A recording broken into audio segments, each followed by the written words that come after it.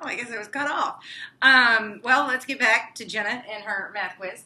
So here are her grades. I'm going to list them from least to greatest. So she got a 72. Bad, Jenna. Just kidding.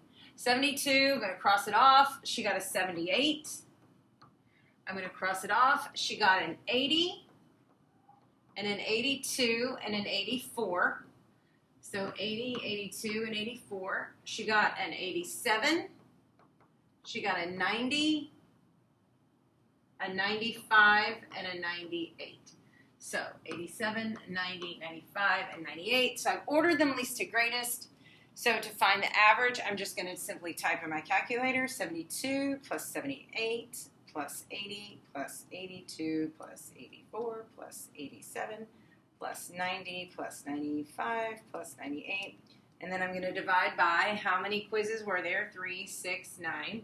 So 766 divided by 9. And I get her mean was an 85.1. Median grade is smack dab in the middle, so she had 9 of them. So we're going to have 4 on the left, 4 on the right. So I don't have to do anything else because 84 is smack dab in the middle.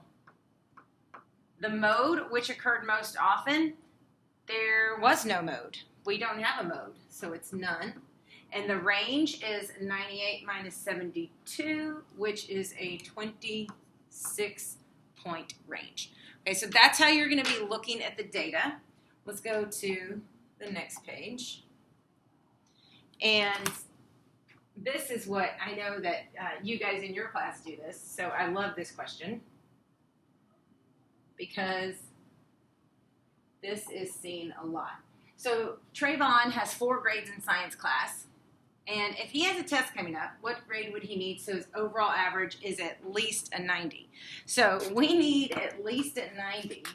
So he's got a 97 plus a 78 plus an 89 plus a 94 plus X, right?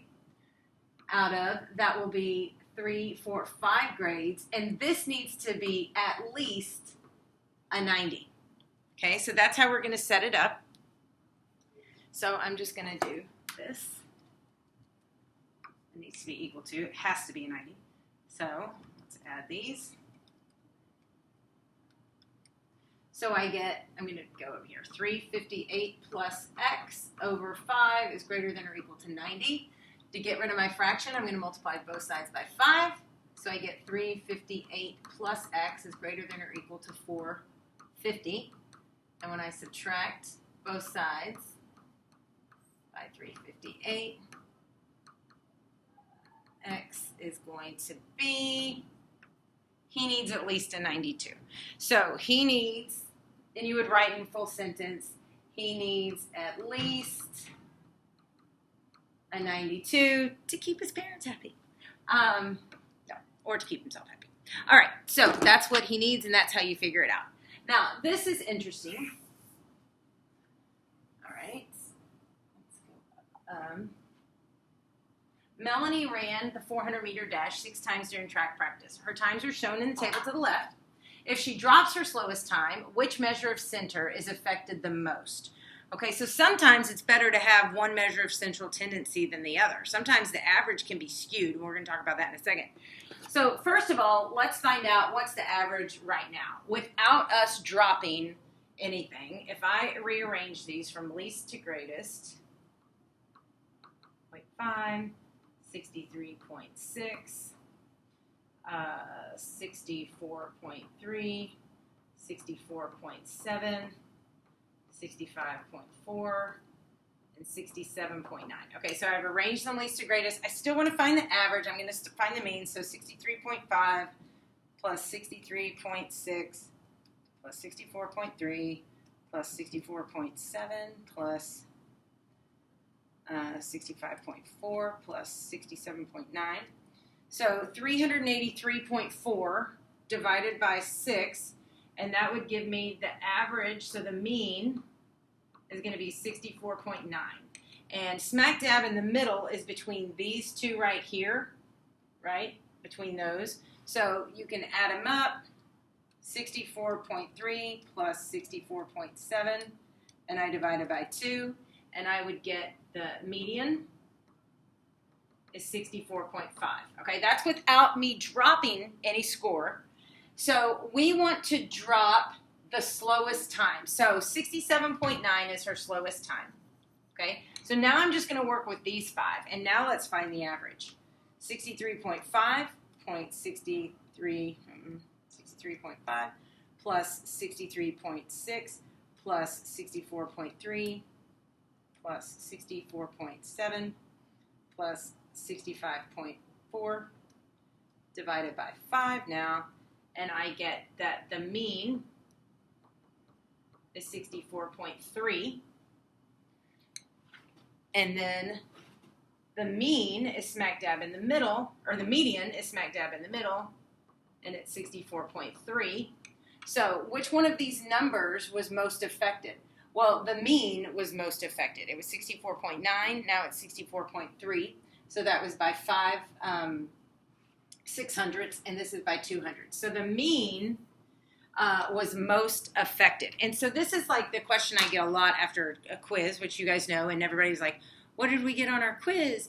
And the average of the class. And so sometimes I'll have one student make like below a 50 and everybody else can score in the 70 above. So that one score of a 50 is not really indicative of what's happening in the true middle of the group. And that 150 is called an outlier. So what is an outlier? It is a data value that's much smaller or larger than the other points.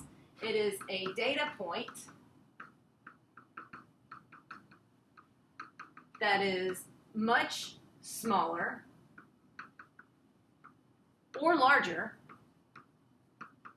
than the other data points. So that would be like one student making 100 and then everybody else did poorly. That 100 is not indicative of what that data represents. So sometimes it's best, when is it most useful to look at the mean versus the median versus the mode? Well, the most useful when looking at the mean is when there's no outliers.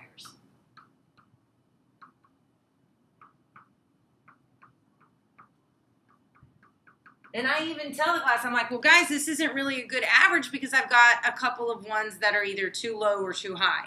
So the mean is when there are no outliers. When do we want to look at the median?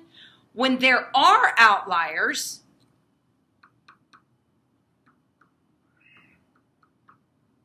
There are outliers. And the middle of the data